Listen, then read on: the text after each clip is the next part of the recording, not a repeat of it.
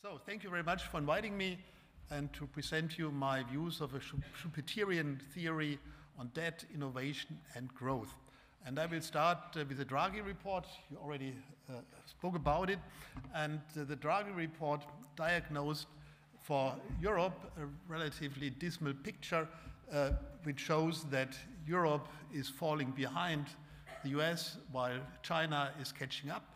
And I've also in my chart now shown the data for the relative GDP per capita of Germany relative to the United States, and the picture is even more negative. I was really surprised when I made this chart that while Europe's relation to the US GDP has been declining, the German relation has been declining even more. And at the same time, of course, China is catching up.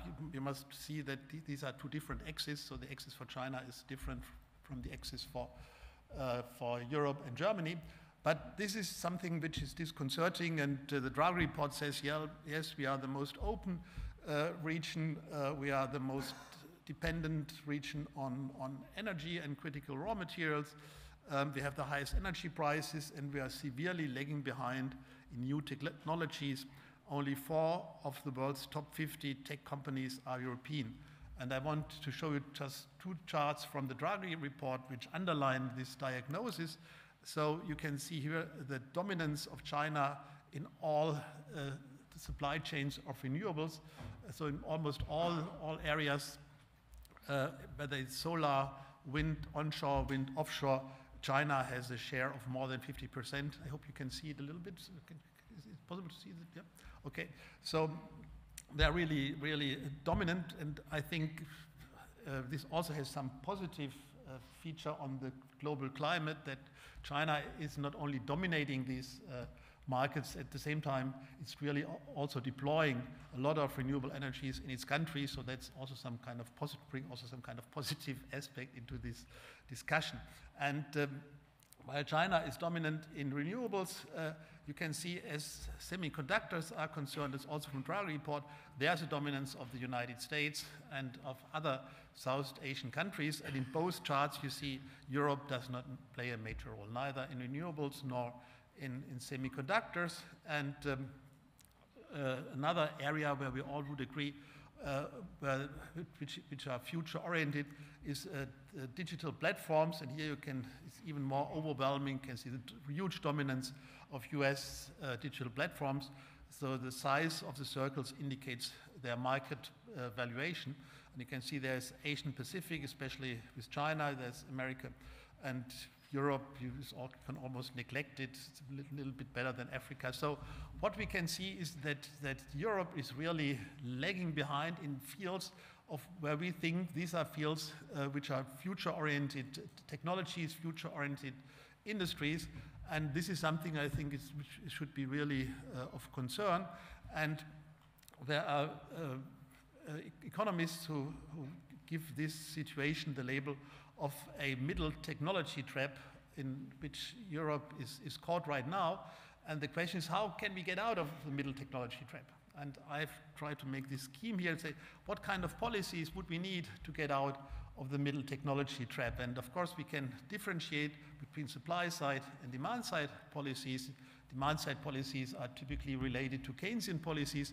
And I would say this is not the hour of Keynesian policies. It's not an hour where we need an overall strengthening of the purchasing power of consumers, because the risk is, if you do that, then they buy Chinese cars and Chinese products.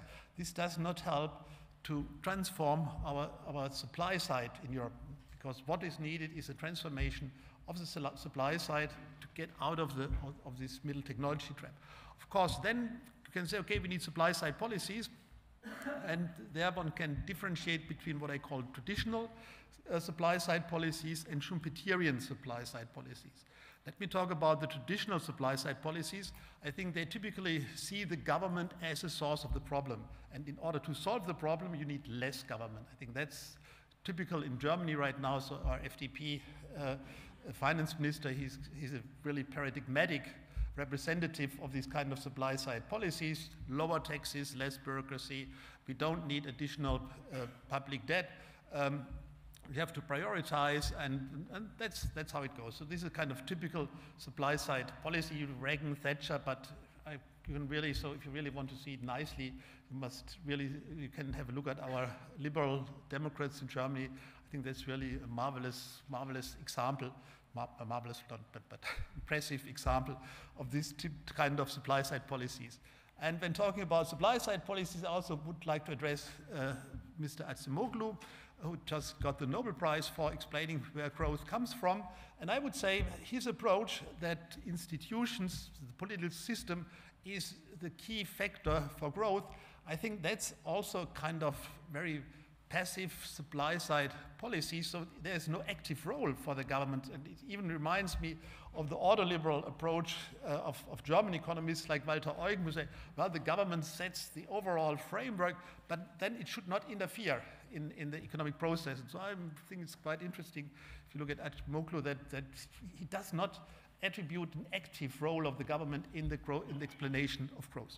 So what is the Schumpeterian approach?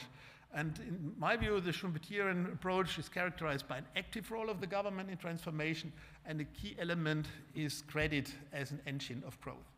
And in order to explain this Schumpeterian growth model, I have to make some kind of fundamental remarks. And what characterizes Schumpeter's view of economics is a differentiation between what he calls real analysis on the one hand and monetary analysis on the other hand.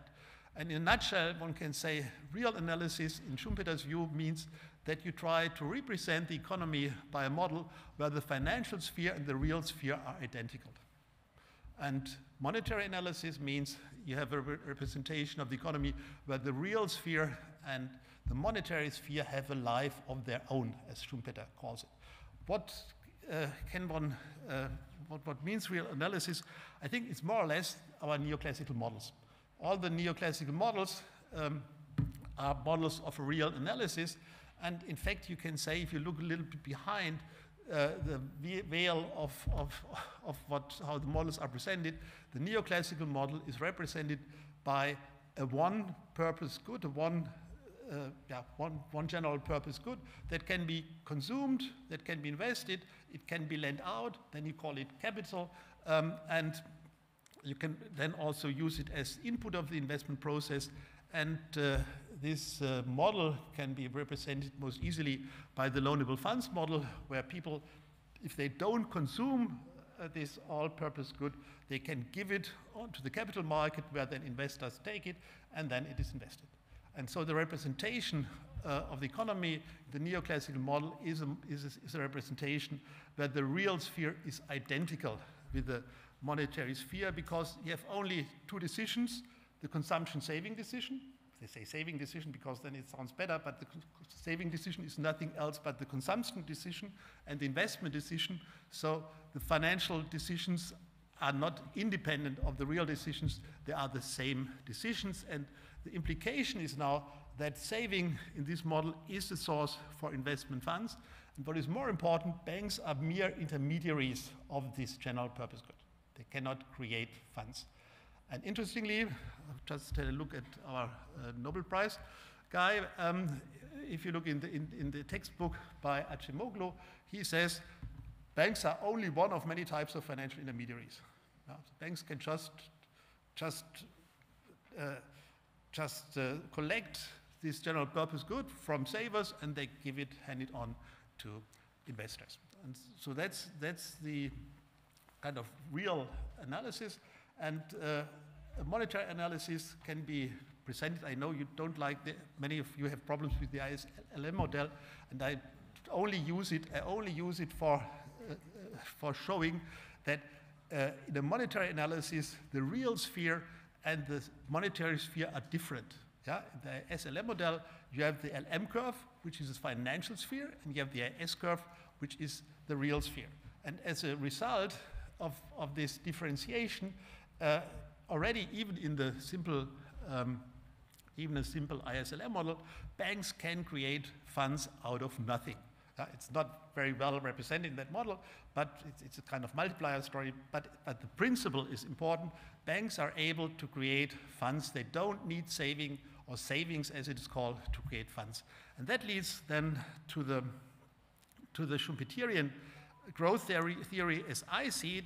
And this Schumpeterian growth theory is different from the standard neoclassical growth theory in three aspects.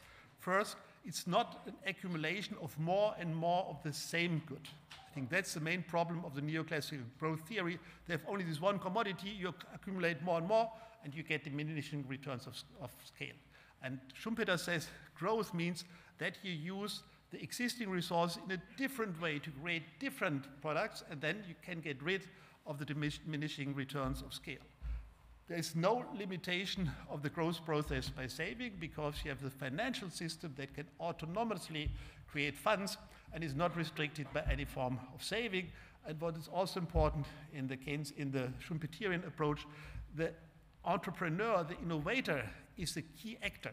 I think the neoclassical growth theory, you have the saver, which is the most dull person that you can imagine in the economic system, and in the Schumpeterian model, it's the investor, the entrepreneur, that is the decisive actor. And Schumpeter all wrote this in his book, The Theory of Economic Development. And what then characterizes the Schumpeterian growth approach is that development is a revolutionary change, and development means that you have an equilibrium and you try to get out of the equilibrium in order to get to a higher equilibrium. I think that's the interesting thing, and the main difference to a Keynesian approach. In the Keynesian model, you are in an underemployment disequilibrium and try to get into the equilibrium. Schumpeter says we are in an equilibrium, but in order to get more and to innovate, we must disturb the equilibrium in order to get to a higher level. And Schumpeter explains this process in a way where one can see that normally when people talk about Schumpeter, they talk about the creative destruction. And that's something what the liberals like. Let industries go down, go under, and then like a phoenix out of the ashes, something new comes out. So that's what the neoliberals like. And but Schumpeter has a different process in mind. He says, well, in order to get innovation, we have three different ways. He says, in the centrally planned system, the government decides we want less of the old product and more of the new product. So we cancel the old order and we give out a new order. And he says, well, in a model like the neoclassical model, it's relatively the same, because the savings no longer go to the old products, they go to the new products. And what is interesting in his view, what he says calls credit finance innovation, is that you have the equilibrium, you create new financial asset, new purchasing power, and the old guys are still there, but the new guys have the purchasing power, they attract the resources, they create also some inflationary pressures, but the old industries are not destroyed. One can say they simply fade away. I think and that's a much more pleasant way of transformation than like a hammer destroying the old things and then first. So, okay, and so the problem is when you do that, when you give additional purchasing power in the system, of course you create inflation. And Schumpeter says this is unavoidable. He calls it credit inflation. But once the positive supply side effects of the additional purchasing power materialize, then this inflation dissipates. And so I have here now a kind of reformulation of the quantity theory. The typical quantity theory says you have money times velocity, real GDP times price level. Velocity is constant, real GDP is constant. If you increase money, you get inflation. So if you know that in most cases money and credit are the same, if you create money, you create it by providing credit, you can reformulate it, say credit times velocity is real GDP times price level. And in the Schumpeterian approach, if you increase credit and you have the effect that real GDP increases, you don't have the problem that you get inflation. And the question is, does this work? Do you have an example how it works? And in my view, China is a perfect example for that, because if you look at Chinese financial sector, you can see that China always had a relatively high relation of bank credit to GDP. It has increased it tremendously. And if you now look at catching up processes, you can see that the only country that successfully was able to catch up is China. So Brazil, sorry, but you also spoke about you spoke about the problems in Brazil. So I think China shows if you use bank credit in a sensible way, then you can also create growth, and you can see it here. If you look at the chart at the right side, that China had some inflationary problems, but much less than all other developing countries. So they were able to control credit growth in a way that most of it had productive effects. Of course, I know in the last few years it didn't work that well, but I'm talking about the last 40 years, and in this period it worked, in my view, it worked quite well. And China was able to cope with the challenge of what is called the growth strategy dilemma, which means you cannot have at the same time strong national champions, economic growth, and financial and fiscal stability. I think China was able to do this in a relatively well-designed way. So what does this imply? What does it imply for Europe? How do we get out of the trap? So I think obviously we need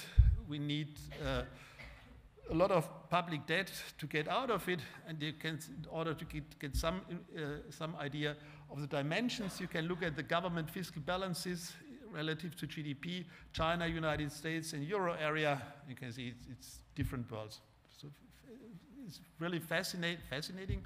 If you look at the data that you can find in the IMF country reports on China, and this is not the fiscal balance of the federal government, it's a fiscal balance of the whole Chinese public sector, including the provinces. And there you can see that the deficits are more or less in a double-digit range since many years. So it's not only the banking system; it's the whole public sector that is running high deficits. The US, the same thing. And I think the problem of Europe, if we really try to stick to the Stability and Growth Pact, I think we will not have the potential to finance the innovation in a way as it is required. And so the Draghi report, yeah, I'm very close to. The Draghi report has tried to describe the dimensions, he said, to meet the objectives laid out in this report. A minimum annual additional investment of 750 to 800 billion is needed for the 4.7% of GDP. This is a huge amount of money, and they also say, well, we cannot finance it. We cannot finance it totally with private funds. Interestingly, he also has a kind of this Schumpeterian approach. The report says the transition phase implies some inflationary pressure, but these pressures dissipate over time, as if it was written by Schumpeter. Quite interesting. Yeah, and of course, I think they're a little bit shy in the formulations of the report, and you have to look a little bit more in the rear parts of the report, where they say the EU should continue building on the model of NGEU to issue common debt instruments which would be used to finance joint investment projects, and that will increase the EU's competitiveness and security. So I think, yes, what we need now is a Schumpeterian approach, and hopefully the politicians will be open to it. Right now, with the German finance minister, it's difficult, but maybe, hopefully, it will change. Thank you very much for your attention.